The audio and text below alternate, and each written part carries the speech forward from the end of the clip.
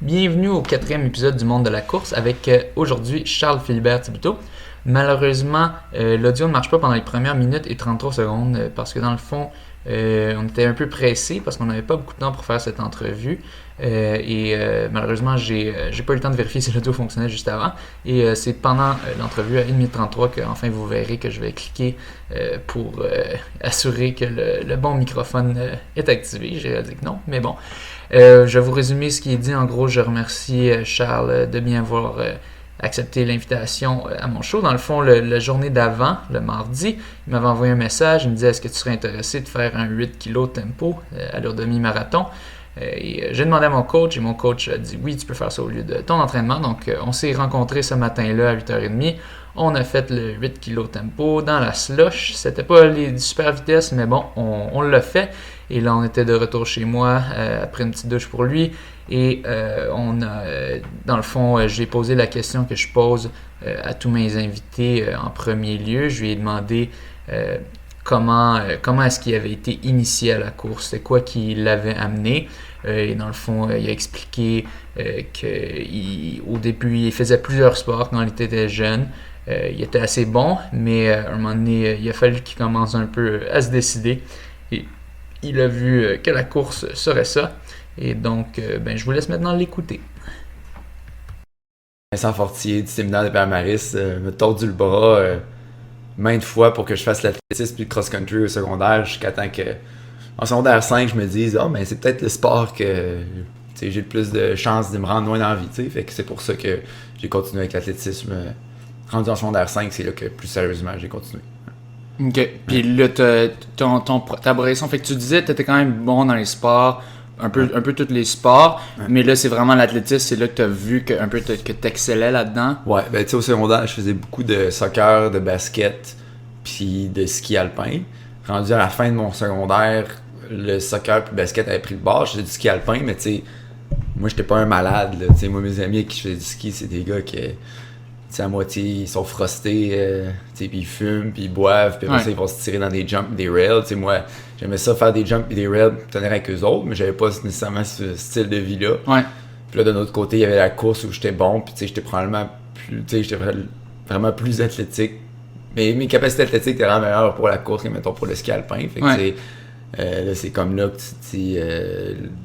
tu rendu à la fin de secondaire, puis au cégep, c'est un peu là que, le sport, soit tu continues de manière un peu élite, soit que tu le laisses faire puis tu punks genre 25 livres quand tu arrives au cégep. Non, mais c'est ça, c'est le temps de choisir. C'est vraiment le temps de choisir.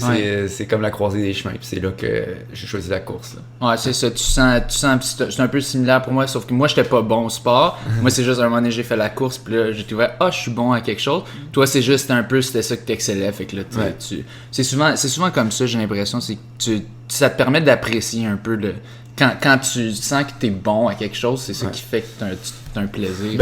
Franchement, à se donner autant qu'on se donne, si tu gagnes pas, moi c'est un peu ça, là. Tant que je gagnais pas, je trouvais ça plate. Il y avait comme pas de reward un peu au bout de la ficelle, au bout de l'hameçon. Mais là, en secondaire 5, j'ai comme eu un pic de croissance. J'ai passé de comme 5 et 3, 5 et 4 à comme 5 et 8, 5 et 9 en comme un été, tu sais. Fait que là, je suis comme devenu compétitif avec les autres dans la province d'un coup. Donc, là, c'est là que je me suis dit, mais là, tu sais, je commence à être pas pire bon, tu sais. Peut-être ça serait le fun d'être meilleur encore là-dedans, tu sais. Ouais. Alors qu'avant ça, j'étais pas si mal, mais dès que j'arrivais au championnat régional ou provincial, je me faisais torcher, puis c'était pas le fun, tu sais. D'ailleurs, championnat provincial de cross... en secondaire 4, c'était ma première participation à vie. C'est la première fois que je me qualifiais. Puis j'ai perdu mon soulier dans le bout à Farnham. Puis je suis arrivé dans les derniers. Puis je m'étais dit, après cette course-là, plus jamais je vais faire un cross de ma vie. Fait que les choses ont changé un peu, disons. Là, mais c'est juste pour te dire à quel point c'était pas mon fort pendant un bout de temps. Là. Ouais, puis c'est ça. Puis un peu ton cheminement quand t'arrivais à l'Université Laval, est-ce que c'est un peu là que ça a commencé à exploser ou c'était un petit peu avant au cégep? T'étais dans le top, puis là... Ouais, il y avait comme une espèce de rivalité dans la ville de Québec, là, parce que moi, c'était comme le coach du Rouge et Or dans le temps qui m'avait recruté, Kevin Després. Donc, je m'entraînais avec les universitaires à l'époque. Mais tu sais, le Rouge et Or, c'était pas ce que c'était. Là. Fait que, moi, même si j'étais au secondaire, j'étais capable de m'entraîner avec les universitaires. Puis, mais tu sais, d'un autre côté, il y avait Félix-Antoine, qui est mon coach actuel, qui coachait son frère Jean-Samuel avec Emmanuel Boisvert, Jean-Daniel Labranche. Puis eux autres, il y avait comme leur groupe qui s'appelait Québec Endurance. Puis c'était eux les meilleurs dans la province. Okay. Fait que, tu sais, à la gang, on était tous les meilleurs coureurs dans la province, comme dans notre groupe d'âge. Puis on courait les uns contre les autres tout le temps. Puis là, à un moment donné, Félix, il est arrivé dans le staff du Rouge et Or.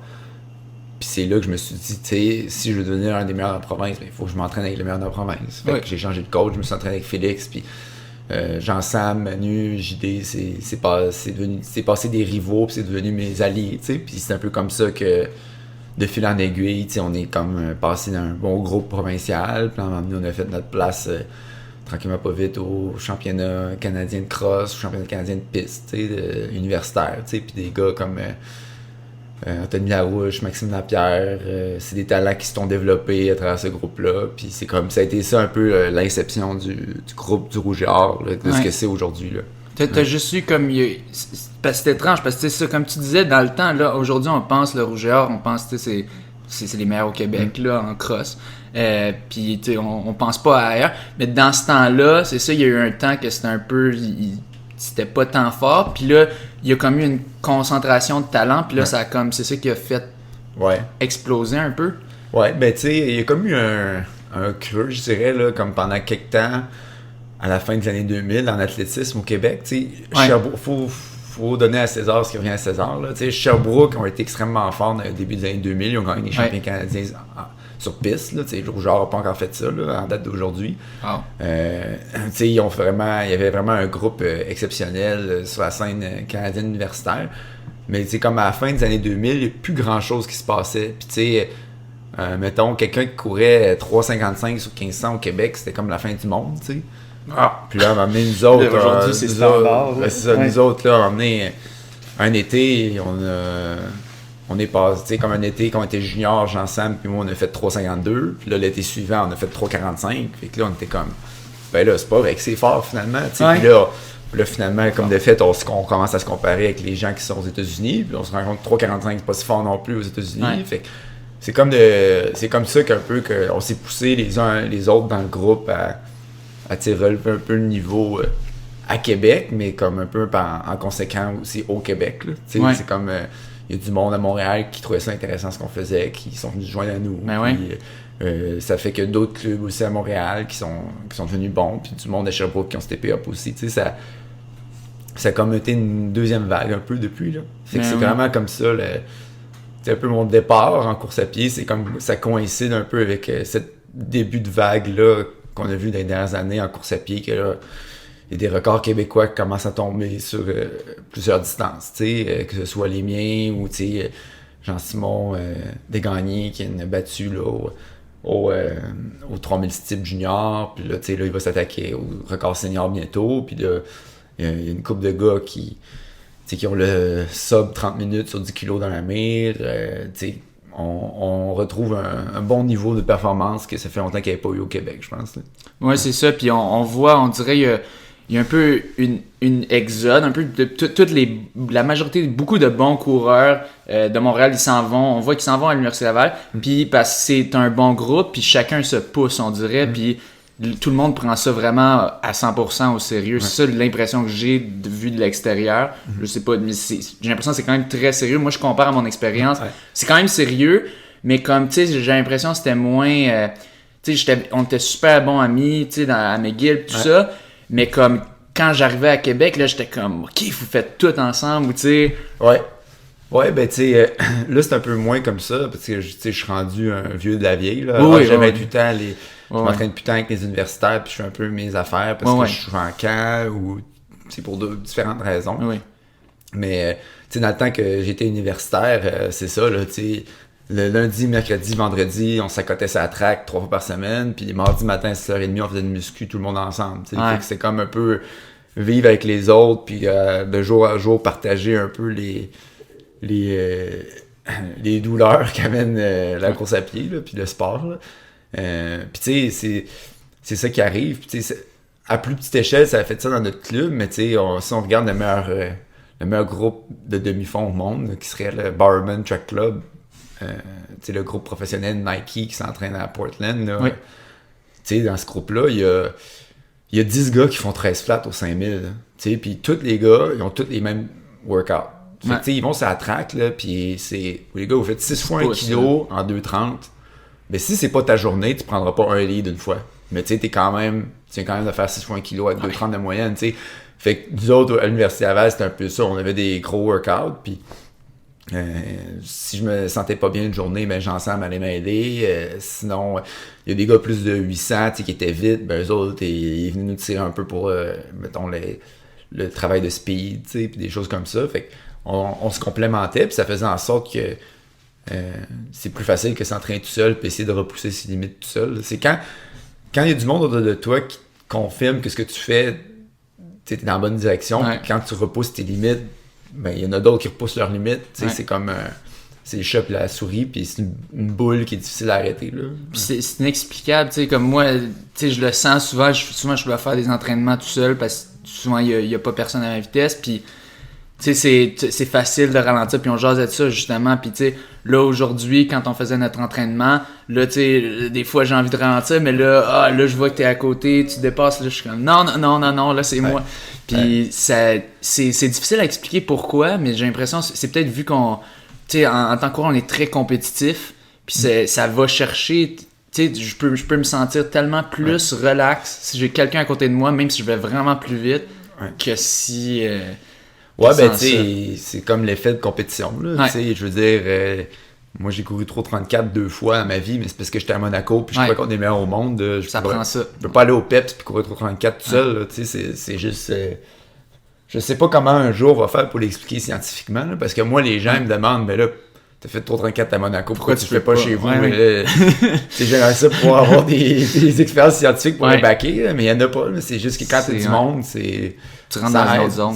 C'est ça, t'es dans une autre zone, puis tu te laisses pas slacker, tu sais, parce que des fois, s'il y a personne, c'est pas que proactivement tu te dis de ralentir, c'est juste que tu ralentis sans t'en rendre compte. Tandis que quand il y a quelqu'un, ben tu te rends compte, tu ralentis, fait que tu fais comme l'extra pour garder le pace ou garder un rythme qui est honnête. Donc, tu sais, avoir un groupe comme ça, c'est un peu comme ça que, tu sais, l'espèce de vague à Québec. Puis après ça, au Québec, c'est créé. C'est juste qu'on a décidé qu'on se poussait, puis des limites, il n'y en avait plus. Là, quand les meilleurs coureurs au Québec faisaient 3,50 ou 1500, puis le meilleur... Personne faisait en bas de 15 minutes. Là. Faire en bas de 15 minutes, c'était la fin du monde. Là. Puis genre, j'ai pas fait en bas de 15 minutes aux 5 kilos avant d'avoir 19-20 ans. Puis c'est rendu que des kids de genre 17 ans font 14-20. Âge pour âge, ils me détruisent. Mais tu sais, c'est juste que ça prenait... il fallait qu'on soit 3-4 à se regarder. Puis ça n'a pas de bon sens. On trouve ça dur. Là, puis on a décidé que c'était plus dur. Là. Puis que tout le monde... tu t'aides à t'entraîner, puis le niveau juste augmente. Je revenais à un point que tu disais, avant, tu avais de l'expérience universitaire. Puis là, t'es rendu pro. T'es rendu pro. C'est quoi un peu la transition? Comment est-ce que ça a été? Puis aussi, c'est quoi? Comment tu vis ça? Ben, c'est une bonne question quand même, parce que moi, j'ai comme vécu à retard d'un banc un peu les effets négatifs, là, dans le sens que quand tu t'entraînes à temps plein, des fois, il y a des journées où tu penses rien qu'à ça. Là. Mettons, tu sais que tu t'entraînes à 5 heures, puis là, tu fais pas grand-chose d'autre, puis t'es comme... c'est sûr que quand t'es en santé puis tout va bien, tu te dis, mais j'ai un entraînement à 5 heures, c'est tel que tel, je vais aller m'accoter. Mais tu sais, moi, j'ai eu des passes là, depuis de 2015 à 2018, là, comme des bonnes passes parce que j'avais des blessures, tu sais, que ça a été tough. Là. Puis tu sais, des fois, il y a comme des espèces de périodes où c'est pas des blessures comme t'as le pied cassé, il faut que tu prennes 3 semaines de repos. C'est plus des blessures biomécaniques structurelles. Fait que tu sais, je me lève le matin, là, je vais jogger, j'ai mal au dos. Là, t'es jamais sûr. Puis quand l'incertitude embarque dans ta routine, puis tout ce que tu fais de ta vie, c'est courir, mais ça peut être... c'est vraiment aliénant, puis c'est tough, tu sais. Puis, dans le fond, moi, j'ai entrepris en 2018 quand même... pas des mesures radicales, là, mais tu sais, des mesures que moi, si je me parlais à mon moi universitaire quand j'avais 21 ans, je me foutais un peu de tout. J'aurais trouvé ça radical, là, de dire que, genre, il faut aller parler à un psychologue, puis comme faire la part des choses, puis un peu... tu sais, se dire que ce que je fais, c'est physiquement dur. Là, dans le fond, moi, je trouve que c'est vraiment... J'ai toujours trouvé que c'était comme une chance incroyable de m'entraîner à temps plein parce que c'est pas il y a vraiment pas beaucoup de monde qui ont la chance de faire ça. Fait que, tu sais, je me suis jamais donné le droit de dire aux gens que c'était dur, puis j'ai beaucoup souffert à cause de ça. Mais ça l'est. Puis ça l'est parce que c'est ça, quand les choses vont pas bien, des fois, tu tombes dans un trou noir, puis c'est tough d'en sortir, tu sais. Mais tu sais, au niveau physique et mental, tu sais, j'ai fait beaucoup de physio, puis la physio, même quand je suis en santé puis je suis pas blessé, je continue à en faire pour la prévention, puis tu sais, rendu à 28 ans, c'est comme, c'est nécessaire un peu, puisque la charge s'accumule au fil des années, puis si je veux me rendre à 34, 35 ans dans le sport, ben, il faut que mon corps tienne en morceaux, tu sais. Puis aussi au niveau mental, comme gérer un peu l'entraînement différemment, puis comment comment approcher les séances d'entraînement. Tu sais, avant, je les approchais, tu sais, j'allais à l'école de la journée, c'est comme, le soir, je vais m'entraîner, puis je vois mes chums, tu sais. Tandis que là, j'ai plus un groupe serré comme le groupe universitaire. Des fois, je suis obligé d'aller tout seul à l'étranger, puis j'en ai des amis là, aux États-Unis, puis ailleurs, puis... Mais tu sais, c'est pas la même chose. C'est pas comme faire partie intégrante d'un groupe. C'est ça, t'as plus la même fraternité. C'est ça. Tu sais, puis il y a des groupes professionnels qui sont un peu de même, comme les groupes Nike en Oregon, tout ça. Mais tu sais, là, je suis fiancé, puis à quelqu'un que, tu sais, elle étudie en médecine, puis elle, à sa manière, ce qu'elle fait, c'est très ambitieux. Fait que moi, je vais pas demander à quelqu'un de déménager à l'autre bout de l'Amérique du Nord pour mes buts d'entraînement, puis tout ça. Fait que, tu sais, il y a comme les éléments de la vie là, qui font en sorte que c'est plus juste on est en chum puis on s'entraîne puis c'est le fun. Puis il y a comme, ça a été une transition qui a été dure à gérer au niveau mental, puis ça a comme été, ça l'a creepé, puis ça a été long avant que je me rende compte, parce que quand j'étais universitaire, tout se faisait tellement facile que comme, tu sais, comme je me donnais pas le droit de me dire que ce que je vivais c'était dur. Comme. Non, mais c'est ça, c'est, si tu vas pro, si tu fais juste ça, quand ça va bien, tu sais, t'es sur un nuage, t'as le temps de tout faire ce que tu as à faire. Mais tu sais, c'est clair, t'as des périodes que tu t'es blessé, puis c'est ça qui était peurant. Comme moi, je m'imagine, tu sais, si je faisais juste ça, puis là, il fallait que je sois blessé, tu sais, comme, qu'est-ce que je suis, qu'est-ce que je fais? C'est le monde, il pense pas, le monde, il dit juste, ben, là, t'es pro, là, c'est le fun, living the dream. C'est sûr que tu vis le rêve quand ça va bien. Mais quand ça va mal, tu sais, tu te questionnes. C'est les questionnements, ils t'arrivaient tout le temps. Tu sais, comme, tu sais, moi, c'est comme j'ai eu beaucoup de blessures back-to-back, puis des fois, c'était des affaires un peu niaiseuses. Tu sais, cet automne, j'étais extrêmement en forme, puis je me suis foulé une cheville. Puis ça l'a viré en une tendinite au tendon d'Achille, qui a duré 2 mois. J'ai pas couru pendant 2 mois, je suis en retour de ça. Mais tu sais, là, tout le mois de décembre, là, comme, je courais pas une semaine, puis ça, j'essayais de trotter, là, puis genre, ça faisait mal instantanément. Puis il y a des moments comme ça, tu te dis, voyons, pourquoi je fais ça? Puis c'est tough parce que quand ça va mal physiquement et mentalement. Fait que c'est un double whammy un peu. Mais quand ça va bien, tu sais, les entraînements qui sont durs, là, c'est le dernier de tes soucis quand t'es en santé. Puis à un moment donné, c'est comme quand tu fais ça au niveau professionnel, il arrive un point où t'es tellement en forme que même un entraînement qui sur papier complètement fou dans la tête. Mais moi, les entraînements les plus fous que j'ai fait dans la vie, c'est ceux que je me suis mieux senti, puis que j'ai fini, puis je suis comme nice, tu sais, j'ai pas tu sais, si ça se trouve, le tempo de misère qu'on a fait dans le slush aujourd'hui, ça va être un de mes plus durs de l'année, là, tu sais. Probablement qu'au mois de juillet, je vais faire une affaire comme 8 x 800 en bas de 2 minutes, là, ça sera pas si tough, là. Mais là, aujourd'hui, on a fait 8 kilos dans la neige, genre 3,30, puis c'était l'enfer, là. Tu sais, c'est comme... quand les choses vont bien, ça va doublement bien, puis quand les choses vont mal, ça va doublement mal. C'est ça qui est un peu sournois avec le fait de s'entraîner à temps plein. Puis, disons que 2018, ça a été une année extrêmement difficile sur un plan mental, mais j'ai fait beaucoup de cheminement, puis ça fait en sorte que je suis comme un peu plus prêt, puis je pense un peu plus outillé à aller de l'avant dans les prochaines années, puis je me dis que je veux encore faire ça un bout de temps. Là. Mais c'est ça prend ça, parce que c'est tellement c'est des hauts et des bas. Il faut que tu apprennes à dealer avec ça, parce que sinon ben c'est rough. C'est exactement. Mais je vais juste poser quelques questions du public avant que j'oublie, parce que je veux pas qu'on arrive à la fin puis je les ai pas posées, puis après ça on pourra continuer un peu. Dans le fond, on avait une question de Anthony Francini de mon club. Il demandait comment dans le fond, souvent, quand tu cours, tu fais juste, tu vas à un meet, tu as un 1500. Ouais. Ou tu vas à un meet, tu as un 5000. Tu as juste une course. Là, aux Olympiques, quand tu t'entraînais pour les Olympiques, mais là, d'abord, tu avais des quarts de finale, des demi-finales, des finales. Comment est-ce que ça va changer ton entraînement, ça? Ou est-ce que ça modifie la façon que tu t'entraînes? Ben, ça le modifie pas dans le sens que l'entraînement spécifique que je fais est spécifique à ça. Je te disais qu'il y a des périodes dans l'année où, tu sais, quand le volume est très haut, si on fait un entraînement qui est extrêmement dur, ben on va me donner 2 ou 3 jours comme de easy days pour me faire récupérer de ça. Mais il arrive une période à l'été où des entraînements durs, on va peut-être en enchaîner 2 ou 3 en dedans de 5 jours. Justement pour stimuler le fait que au mondiaux, là, c'est survive in advance. Là. Même si t'es champion du monde en titre, mais l'année d'après. Tu es capable de faire 3 courses de suite. C'est tellement. Il y a tellement de profondeur qu'une année tu peux être le meilleur, mais l'autre année, ça ne veut pas dire que tu vas le faire en dehors des quarts de finale.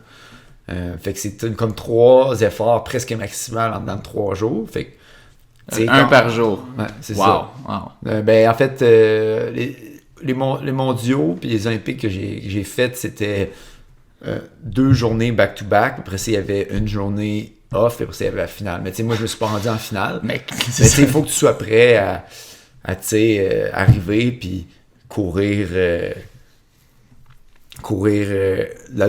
quart de finale, puis le lendemain être capable de faire une demi-finale. Puis le quart de finale, comment ça marche là, tu sais, ça c'est vraiment de la chance / malchance, parce qu'il y a toujours 3 vagues, puis il y a toujours une vague qui est plus loadée que les autres, puis la vague qui est la plus loadée de talent d'habitude, c'est elle qui va le plus lentement. Ouais. Fait que tu sais, c'est tactique. C'est super tactique. Puis nous autres, quand on est en dessous du stade, en dessous des gradins, puis on a accès à une télé qui montre les résultats des vagues d'avant, tu sais, on n'est pas cave, là. Tu sais, moi j'étais assez chanceux aux Olympiques puis aux mondiaux que j'étais dans la vague 2 ou 3 sur 3. Donc on voyait le résultat de la première vague, puis on voyait la première vague, c'est gagné à 3,45, là, tout le monde se regarde. OK, c'est du jog, là, on va juste pousser le pace un peu, puis on s'arrange pour passer, tu sais, parce que ce qui arrive, c'est que il y en a 4 ou 5 qui sont automatiques par vague. J'en ai 4 premiers de la vague. Ouais. Puis après ça, ils en rajoutent 12 autant. Ouais. Mais si tu as une vague, t'as une vague qui est stackée, non, mais qui est stackée, là. Tu as tous les meilleurs au monde, mais ils sont tous dans la même vague, puis ils font tous 3,45. Mais une vague qui est vraiment moins bonne en talent, mais qui décide de trotter un petit peu plus rapidement pour faire mieux de 3,45, mais tu es quasiment assuré de passer au temps. C'est vraiment. Fait que tu sais, en quart de finale, si t'es pas dans cette espèce de vague de la mort-là, tu t'en tires quand même bien. Mais il faut que tu te prépares aussi, parce que c'est un tirage, là, fait que ça se peut que tu sois dans la vague de la mort un peu. Là, donc, fait que, dans le fond, tu as la vague qui est la plus. Le niveau est le plus relevé. C'est ultra tactique. Dans le fond, les temps vont être plus lents, ce qui est contre-intuitif. Ouais. Mais les temps vont être plus lents parce que personne ne veut aller en avant. Ouais. Puis, fait que là, tout le monde va super lentement. Puis à la fin, les 3-4 derniers tours, ça kick ou c'est quoi exactement? C'est le dernier tour. Le dernier tour. C'est le dernier tour. Ah oui, c'est vrai, c'est coup extérieur. Ben oui, c'est ça. Ouais. Fait que tu sais, mettons que tu as une vague, que tu as 8 gars dans la vague qui sont rankés dans le top 10 dans le monde, mais qui décident tous de vraiment pas aller vite, puis il y en a 5 qui passent, ben c'est ça qui est ça. Tu sais, les vagues, c'est les vagues après qui en bénéficient. Ouais. Fait que tu sais, d'habitude, la première journée, c'est plus ou moins demandant parce que c'est des courses qui, tu sais, physiquement, là, tu sais, faire jogger pendant 2 tours et demi puis faire un dernier tour rapide, c'est pas l'affaire la plus demandante. Là, tu récupères quand même vite de ça. Ouais. C'est pas comme aller all out faire 3,34. Ouais. Comme ça, c'est vraiment. Ça, au moins, tu peux récupérer tough. un peu mieux. Ouais. Mais, mais rendu en demi-finale, ça, c'est des races où la vague lente, ça sera pas 3,45, ça va être 3,40. Puis la vague vite, ça sera pas 3,40, ça va être plus 3,36. Ouais. Puis c'est un 3,36 où tu closes en genre 53 secondes. Fait que ça, c'est des courses qui te maganent quand même. Puis tu sais, c'est des courses qui sont pas loin de ta capacité maximale. Tu sais, sachant que mettons ton PB c'est 3,34, puis tu veux courir 3,36, mais en closant le dernier tour vraiment rapide, t'es pas loin de ta capacité max. Fait que c'est comme un peu c'est ça qu'on fait à l'entraînement, dans le fond. On va avoir, dans une semaine, on va faire 3 entraînements de vitesse quasiment, là, qui vont être juste à 2 jours d'intervalle. Puis c'est un peu ça, il faut qu'à chaque système nerveux, vitesse soit autant présent, puis que à chaque fois, ça soit facile de faire des reps rapides sur piste. Puis c'est un peu ça. Il faut pas que après un entraînement de vitesse, là, comme le corps soit tout drainé, puis mettons 2 jours après, tu sois plus capable de faire une autre séance spécifique de vitesse. Ouais. Mais ça, on peut pas faire ça à l'année longue. Non. Ça vient dans un pic. Donc ça, c'est comme le mois avant, mettons, les championnats. Ben, on baisse le volume, puis comme 3 fois par semaine, on va faire des entraînements vraiment spécifiques de vite. Puis c'est ça qui pratique un peu le fait qu'on va courir plusieurs fois sur 2 jours. Puis c'est comme des courses qui sont dures sur le neuromusculaire, parce que c'est ça, c'est vraiment des sprints finales, puis c'est ça qu'on essaie de stimuler. Oui. Puis comment est-ce que c'est... Tu sais, c'est étrange, parce que j'ai l'impression que le 1500 mètres, on dirait que c'est une des courses les plus stratégiques dans les... En tout cas, de ce que j'ai entendu, de ce que je vois. Je sais pas pourquoi c'est le 1500 mètres, mais est-ce que c'est frustrant? Puis comment tu fais? Est-ce que tu sens que tu as un certain contrôle malgré tout? Ouais. Moi, je trouve ça fou, là, tu sais...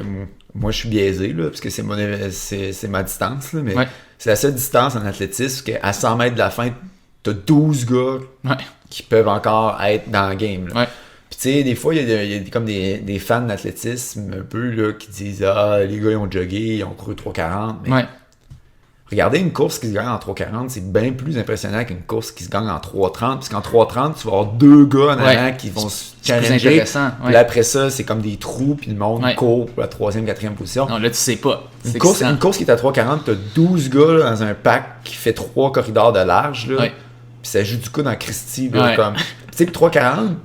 Faut pas se dire que c'est si lent que ça. Là. Tu mettrais monsieur tout le monde à côté de nous autres, qui t'offraient pas 50 mètres. Là. Ça reste que c'est ça. Là, fait que c'est la seule course que à genre 150-200 mètres de la fin, tu peux avoir autant de monde qui sont encore dans le game. Que c'est encore, on n'a aucune idée de qui va gagner. C'est la seule distance que c'est ça. Fait que, tu sais... Fait que ça te dérange pas tant. C'est comme tu sais que ça fait partie de la game. C'est ça fait partie de la game. Mais j'ai appris aussi un peu... à la manière tough aux Jeux Olympiques que la stratégie c'était important. Parce que tu sais, moi j'ai évolué dans le système CIES là, que système canadien universitaire. Système canadien universitaire où jusqu'à une certaine limite j'étais quand même dominant. Là, dans le sens j'arrivais au championnat canadien.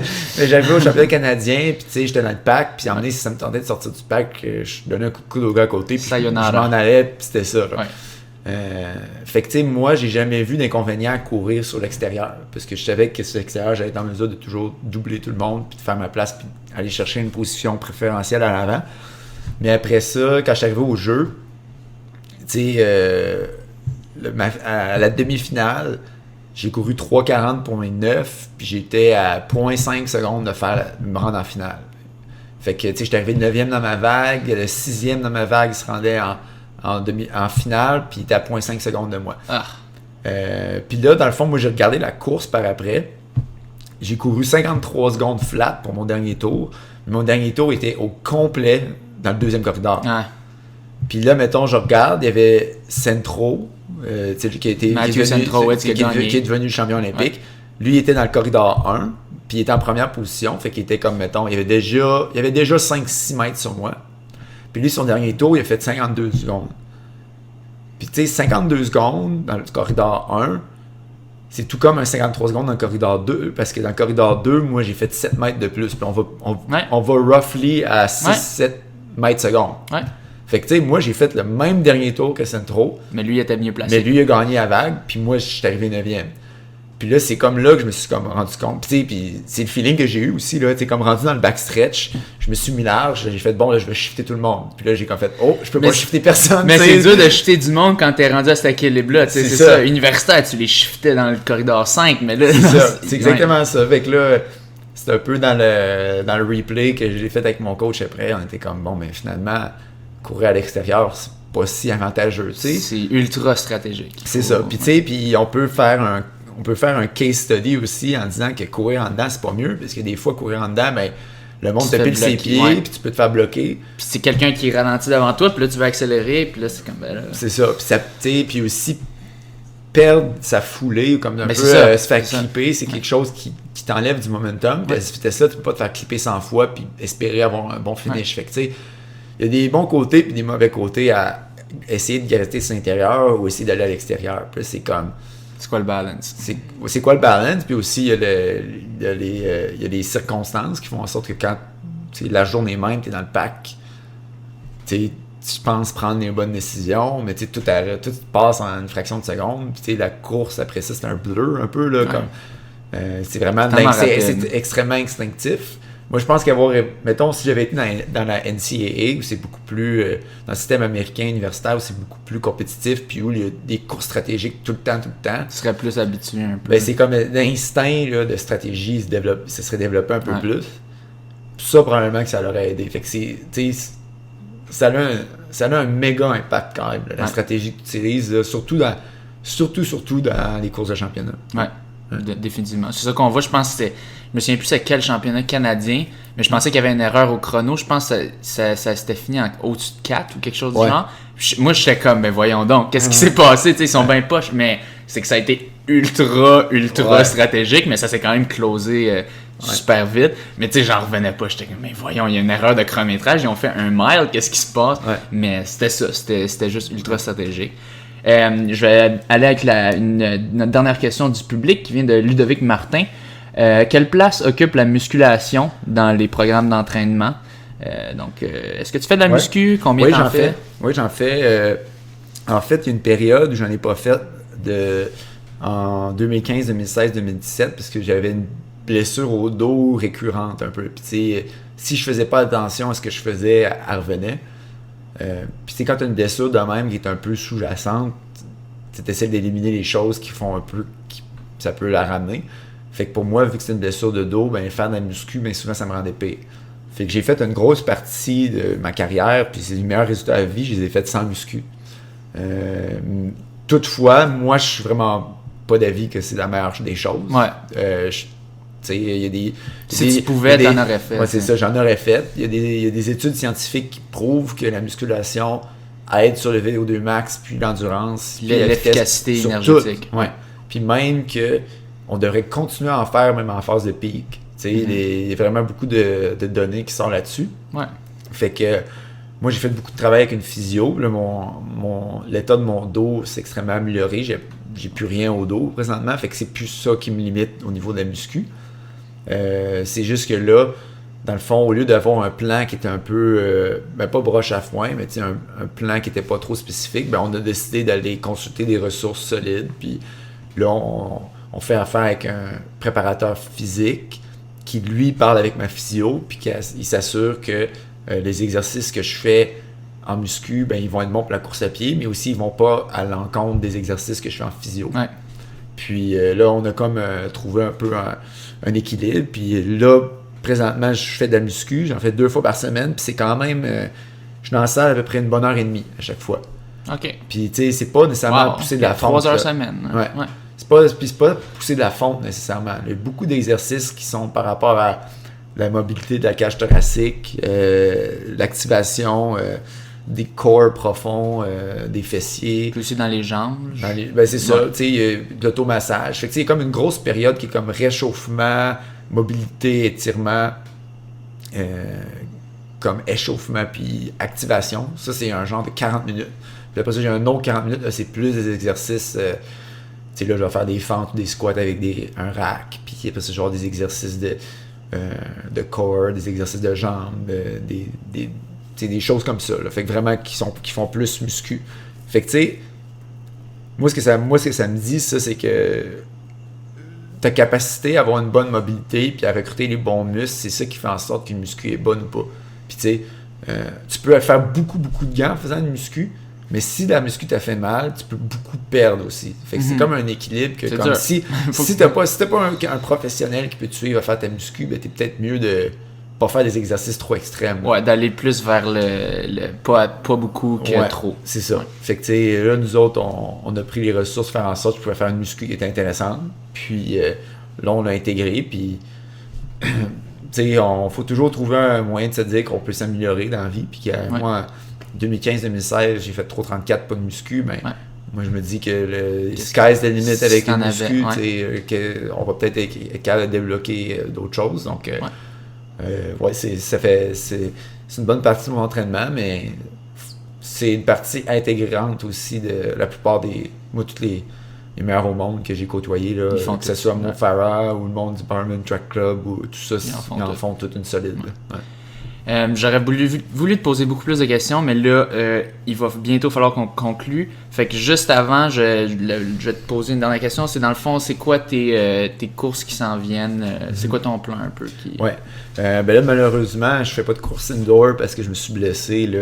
J'ai pas couru tout janvier, puis de tout novembre et décembre. Là, je suis en retour, puis les choses vont bien, mais je vais pas rusher les choses. Là, avec les championnats du monde qui sont au mois d'octobre, c'est sûr que je vais y aller au 1500, puis 1500 reste ma distance de prédilection, mais il va falloir que je fasse beaucoup d'endurance tout le printemps pour être sûr que je me rende en forme en octobre. Fait qu'une grosse phase d'endurance. Fait que on va peut-être essayer des choses nouvelles, là, comme un peu plus de 5000 ou des distances un peu plus longues ce printemps. Le calendrier est encore à déterminer. Mais je pense qu'au 5000, j'ai quand même moyen de... C'est quand même motivant parce que je pense que j'ai moyen quand même de faire des gros PB puis d'aller chercher des temps intéressants sans pour autant m'éloigner du 1500. Mais au mois de juillet, je vais retourner au 1500 puis le but c'est de faire un PB puis me qualifier pour les championnats du monde. Donc c'est un peu ça, c'est ça qui s'en vient. Mais là pour le moment, je suis comme un peu en retour puis... On garde en tête que l'objectif final est en octobre, donc on fait beaucoup de travail d'endurance, de la vitesse pure, comme toutes les skills de base là, pour un coureur de demi-fond. Fait que là, je fais du long, je fais des petits sprints, je fais des muscus, puis je se remet en forme tranquillement pas vite avec ça, puis je devrais être sur la piste au printemps. On va chercher une bonne base, puis après ça, exactement. La vitesse. Ouais. Super. Merci beaucoup d'être venu. Puis on te souhaite ça. On te souhaite des bons résultats au championnat du monde, si on t'a pas à nouveau d'ici là. Mais c'est ça. Merci beaucoup d'être Merci de l'invitation, puis à la prochaine. Super.